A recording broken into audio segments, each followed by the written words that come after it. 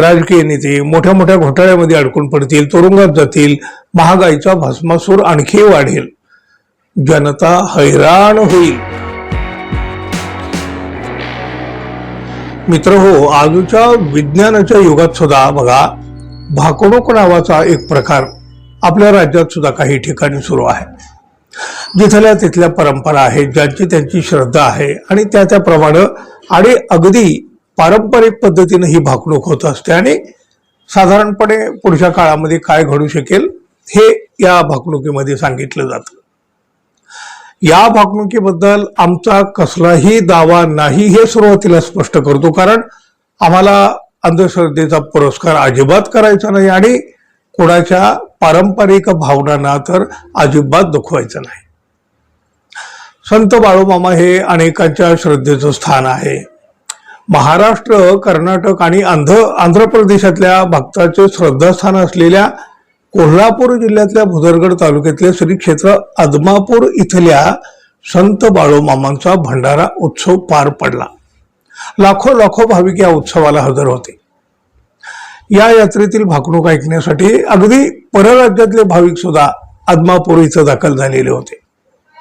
बघा, इथे जी भाकणूक केली जाते ना, त्यावर अनेक भाविकांचा, भक्तांचा नितांत विश्वास आहे आणि त्यामुळं भाविक अगदी कानात प्राण आणून ही भाकणूक ऐकत असतात. गल्लीपासून अगदी दिल्लीपर्यंत आणि अगदी त्याच्याही पुढे जाऊन जगभरात भविष्यात आगामी काळामध्ये काय काय घडू शकेल याबाबत इथली भाकणूक सुद्धा आज झाली. अर्थातच यावेळी सुद्धा काळजाचा ठोका चुकावा, कोणालाही धडकी भरावी अशी भाकणूक झालेली आहे. मित्रांनो, या यात्रेमध्ये कृष्णात डोणे महाराजांनी ही भाकणूक केली. वास्तविक पाहता सध्याची जर परिस्थिती बघितली तर सध्या अवघड अशा परिस्थितीतून किंवा हे जग एका संकटात सापडू लागलेलं आपल्याला दिसतंय. अगदी तिसऱ्या महायुद्धाच्या उंबरठ्यावर आपण उभे आहोत. अमेरिका इराण यांच्या युद्धाच्या झळा आपल्या किचनपर्यंत पोहोचलेल्या आहेत. ही सगळी चिंता असताना या भाकणुकीनं धडधड वाढवलेली आहे. जगातील इस्लामिक राष्ट्र पेटून उठतील, आपापसात युद्ध करतील, मोठं नुकसान होईल, देशाच्या राजकारणात सुद्धा मोठा गोंधळ होईल, साखर कारखान्याचा मॅनेजर आनंदात राहील, कोरोनापेक्षा मोठा आजार येईल, 100 वर्षानंतर माणूस पृथ्वी सोडेल, कर्नाटक राज्याच्या जलशयाला मोठं भगदाड पडेल, अशी ही भाकणूक आज झाली. साहजिकच ही भाकणूक चिंता वाढविणारी आहे.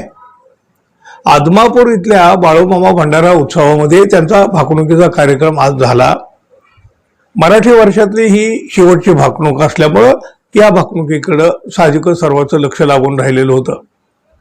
बघा, या भाकणुकीमध्ये म्हटलंय आदमापूर हे गाव प्रति पंढरपूर होईल, जलप्रलय होईल, कर्नाटकच्या जलाशयाला मोठं भगदाड पडेल, शिवाय जातीवाद, राजकारण, महाराष्ट्र कर्नाटक सीमा प्रश्न चर्चेत राहील, रेल्वे, विमानं, त्याचबरोबर मोठ्या वाहनाचे अपघात सुद्धा होतील, कर्नाटक राज्याचं राजकारण डळमळीत होईल, छोटे पक्ष राज्याच्या राजकारणामध्ये मोठे होतील, देशात मात्र कमळ फुलणार, बहीण भावाच्या नात्याला कलंक लागेल, जगात सत्य फासावर जाईल, 12 वर्षाची मुलगी भ्रतार मागेल, तरुण पिढी वाईट मार्गाला लागेल, 35 वर्षाचं म्हातारपण येईल, अशी ही भाकणूक आहे जी आज पार पडली.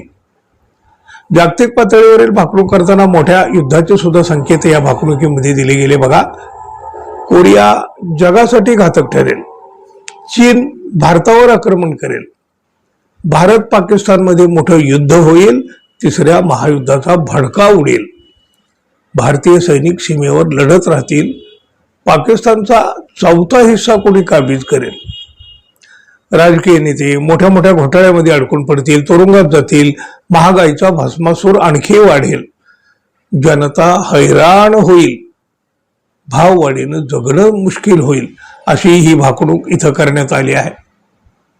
नैसर्गिक आपत्तीच्या बाबतीत भाकणूक करताना काही चिंताजनक बाबी मांडण्यात आलेल्या आहेत. मेघराजा ताळतंत्र सोडेल, सुनामी वादळ होईल, मोठं नुकसान होईल, भूकंप होतील, जनतेला नुकसानीचा सामना करावा लागेल. जंगलातले प्राणी पक्षी गावात येतील, मनुष्य मात्र जंगलात राहायला जाईल.